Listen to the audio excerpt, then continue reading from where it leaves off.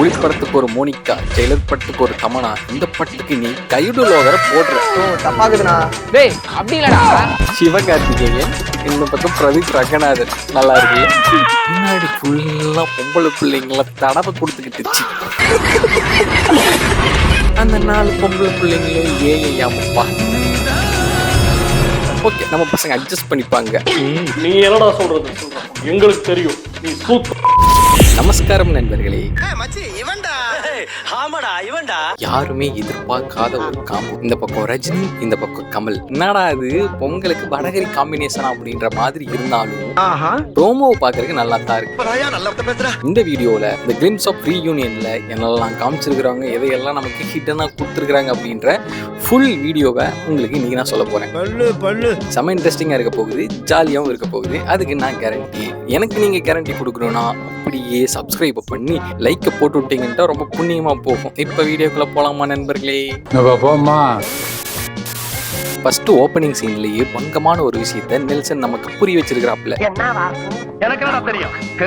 என்ன மேட்டர்னா, நெல்சன் ஒரு பக்கமா சாஞ்சிக்கிட்டு யோசிச்சு நின்றுட்டு இருப்பார்ல, அப்போ பின்னாடி ஒரு போஸ்டர் இருக்கும். அந்த போஸ்டர் கவனிச்சீர்களா?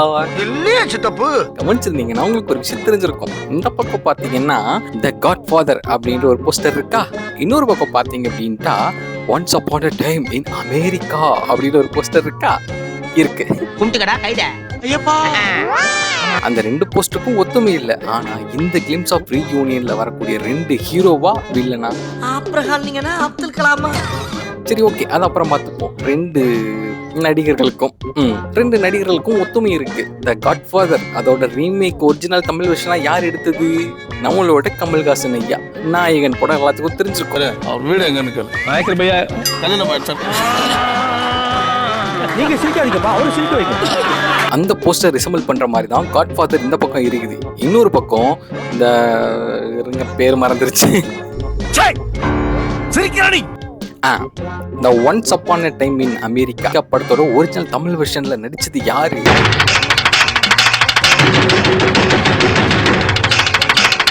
பாஷா பாரு நடிச்சாரு இல்லையா, அவருதான். இந்த பக்கம் கமல்ஹாசனோட படத்தை ரிசம்பிள் பண்ற மாதிரியும், இன்னொரு பக்கம் ரஜினியோட படத்தை ரிசம்பிள் பண்ற மாதிரியும் நமக்கு சிம்பாலிக்கா நெல்சன் புரிய வச்சிருக்காப்புல. அதை எத்தனை பேர் நோட் பண்ணீங்க அப்படின்றது எனக்கு தெரியல. ஆனா நான் பக்காவா பிடிச்சிருக்கிறேன். ஏன்டா காட்டு எருமை, நீ அம்மாவை இங்க புடிச்சா தூக்குவியா? ஒரு முக்கியமான மேட்டர் நம்ம கிட்ட சொல்லியிருக்கிறாங்க. இந்த பக்கம் ரஜினியோட டோரை தட்டுவார் இல்லையா நெல்சன், அப்போ அந்த ரூமோட நம்பர் 12. 12னா என்ன நம்பர் அப்படின்னு ஜோக்கெல்லாம் பண்ணப்படாது.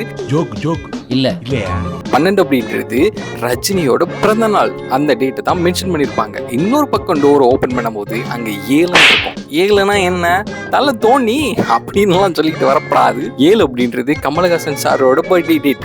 ஸோ இந்த பக்கம் 7ஐயும் இந்த பக்கம் 12ஐயும் அழகா இவங்க 2 பேரும் இருக்காங்க அப்படின்றத அழகா நமக்கு ரெசபிள் பண்ணியிருப்பாரு நெல்சன். இங்கதான் நெல்சனோட புத்தி கூர்மையை நம்ம கண்டுபிடிக்கணும். என்ன பிரமாதம், இதை விட பெசலைட் ஒண்ணு இருக்கு.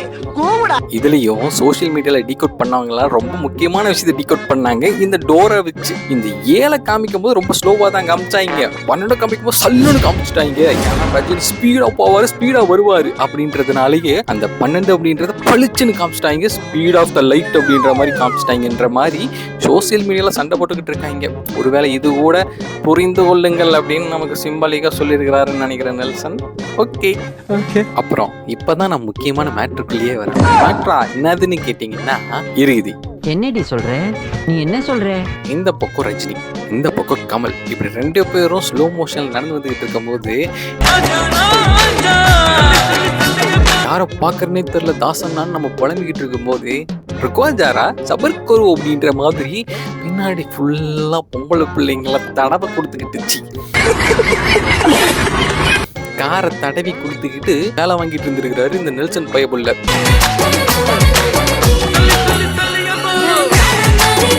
எனக்கு நெஞ்சு பொறுக்குதுலையேன்னு பொறுத்துச்சு. இருந்தாலும் அந்த பொம்பளை பிள்ளைங்களுக்காக கண்ட்ரோல் பண்ணிக்கிட்டேன். புடுங்கிருப்பாரு, அப்படியே ஒரே புடுங்க புடுங்கி இங்க நட்டுருப்பாரு. வாய் என்ன வாயை வச்சுக்கிட்டு இது பேசுது. பசங்களாம் சந்தோஷமா இருக்கும் போது அந்த 4 பொம்பளை பிள்ளைங்களும் ஏயாமப்பா. நம்ம பசங்க இன்ஸ்டால எல்லாம் போயிட்டு ஐடி கிடைக்குமான்னு தேடிக்கிட்டு இருக்கும்போது இப்படி அந்த 4 பேருமே ஏஐயா இருக்கும்போது சாட்ஜிபிடியா போயிட்டு கேட்க முடியும் address. So sad, very delicate பொசிஷன்ல. நான் இங்க மனசு வருத்தத்துல இருக்க, உனக்கு சிரிப்புண்டா வருதா?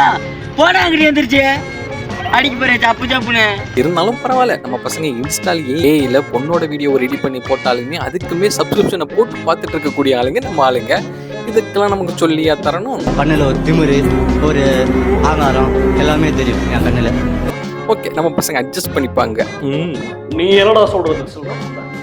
எங்களுக்கு தெரியும் நீ இந்த கேம்ஸ்லயே நமக்கு கன்ஃபியூசிங்கா இருந்தது யாரு ஹீரோ யாரு வில்ல அப்படின்ட்டு தானே. அதுக்குமே நமக்கு லீடு கொடுத்துருக்கிறாரு நெல்சன். இப்போ உங்களுக்கு சொல்றேன் பாருங்க. அதாவது இந்த உலகநாயகன் கமல்ஹாசன் அப்படின்ட்டு இருக்கு இல்லையா, அதுல ஏ மட்டும் ஒரு மாதிரி ஹைலைட் பண்ணி காமிச்சிருக்காங்க. அந்த ஏக்கு காரணம் ஆன்டகனிஸ்டா. அப்புறம் இந்த ரஜினிகாந்த் அப்படின்ற பேர்ல ஹச்சு மட்டும் பாத்தீங்கன்னா டிஃப்ரெண்டா இருக்கும். இதுல என்ன தெரியுது, ஹீரோ தான் ரஜினிகாந்த். வில்லனுக்கு என்னப்பா கொடுத்துருக்காங்க, கமல்ஹாசன்ற பேர்ல விஏ இல்லையே அப்படின்னு கேட்டீங்கன்னா இருக்குது. ஏ கமல்ஹாசன் அப்படின்றதுல ஏ மட்டும் டிஃப்ரெண்டா இருக்கும். அதாவது ஆன்டகனிஸ்ட் அப்படின்னா வில்லன் அர்த்தம். புரிஞ்சுக்கடா தற்குறி அப்படின்னு நமக்கு நெல்சன் சொல்லியிருக்கிறாப்ல. அதாவது இதுல இருந்து நமக்கு என்ன தெரிய வருதுன்னா, hero Rajini, villain Kamal. Guys மறந்துட்டேன், நீங்க என்ன வேணா சொல்லுங்க, இந்த அனிருத் பையபுள்ள ஏர்லயே வாசிக்கிறாரு போல. என்ன மியூசிக் போட்டாலும் நல்லா இருக்குது. அதுலயும் இந்த கிளிம்ஸுக்கு போட்ட மியூசிக்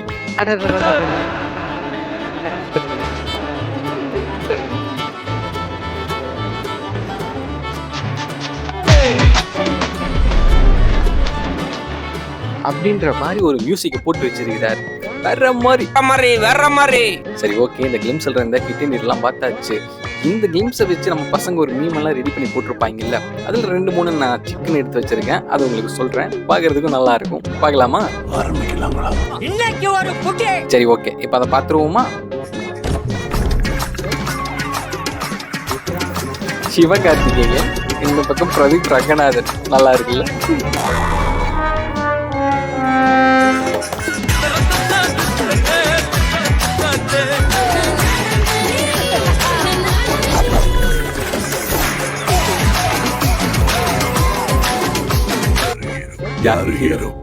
ஓ சாய் அபியங்கரா.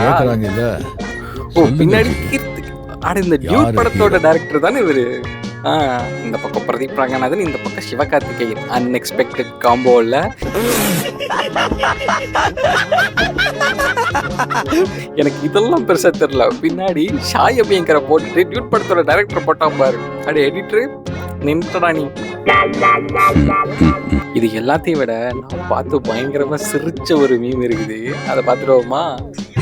ஐயா, பாம்பு கீரியமா இருந்த நீங்க இன்னைக்கு பூரியும் கிழங்குமா ஒன்னா இருக்கிறத பார்க்கும்போது ரொம்ப சந்தோஷமா இருக்கு ஐயா. அதெல்லாம் இருக்கணும். இதுல யாரு பூரி? அதானே அவன் இல்ல. நான் கேளக்கா ஈரப்புள்ளி வாயில சுத்திட்டு. எனக்கு தெரிஞ்சு நெல்சன், நீங்க இதுல இருந்தாலும் சுட்டுருக்கீங்க. அடுத்த ஒரு மீம் ஒண்ணு பார்த்தேன், எனக்கு ரொம்ப பிடிச்சிருந்துச்சு. அனிருத் கேக்குறாப்லையா, 2 பேரும் மாத்தி மாத்தி யார் ஹீரோ அப்படின்னு கேக்குறாங்கல்ல, யாருன்னு சொல்லியா அப்படின்ட்டு அனிருத் கேட்க, அதுக்கு நெல்சன் சொல்றாப்லையா, அதெல்லாம் ஜெயிலர் 2 முடிஞ்சு ஸ்டோரி எழுதும் போதுதான் எனக்கே தெரியும்.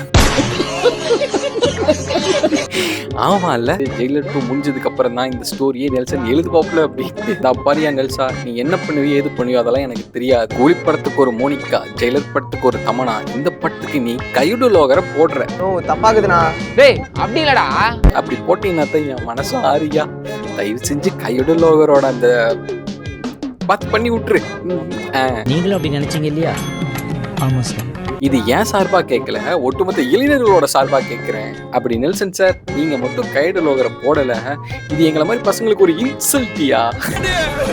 என்னடா இந்த ஊர் பேர்லயே சிலுக்க வச்சுக்கிட்டு ஒரு கிளிகிளி பிள்ளைனா எப்படி? அதனால கைடு லோகரை மட்டும் பார்த்து பண்ணி விட்டுருங்க. நம்ம பையுள்ள பண்ணிடுவீங்க. அடுத்து இன்னொரு மீம் ஒன்று பார்த்தேன், அது எனக்கு ரொம்ப பிடிச்சிருந்துச்சு. இந்த கமல் ரஜினி ஒன்னா சேர்ந்து நடிச்சாங்கல்ல, அதே மாதிரி சாந்தனு அண்ட் சிபிராஜ் வச்சு ஒரு படம் ஐ எம் பினிஷ். அப்படி ஒரு படத்தை மட்டும் யாராவது எடுத்து கொடுக்கறதுக்கு ரெடியா இருந்தீங்க அப்படின்ட்டா உங்களுக்கு நானே ப்ரொடியூஸ் பண்ணலான்னு இருக்கிறேன். தெரியுதுல்ல, ப்ரொடியூஸ் பண்றதுக்கு நான் ரெடியா இருக்கிறேன். அவ்வளவுதான். இது வரைக்கும் உங்களுக்கு இந்த வீடியோ என்டர்டைன்மெண்டா இருந்திருக்கும் அப்படின்னு நான் நம்புறேன். இதே மாதிரி என்டர்டைன்மெண்டான வீடியோ நிறைய உங்களுக்கு போடுறது காத்துக்கிட்டு இருக்கேன். என்டர்டைன்மெண்ட் வீடியோ நிறைய காத்துக்கிட்டு இருக்கேங்க. அதுக்காக சப்ஸ்கிரைப் பண்ணுங்க. பண்ணிடுவீங்கன்னு நம்புறேன். இதே மாதிரி அடுத்த வீடியோவில் உங்களை மீட் பண்ணுறேன். And then signing off. உங்கள் வீட்டுக்கு வரை. பாத்தீங்களா நரி உள்ள விட்டுச்சு.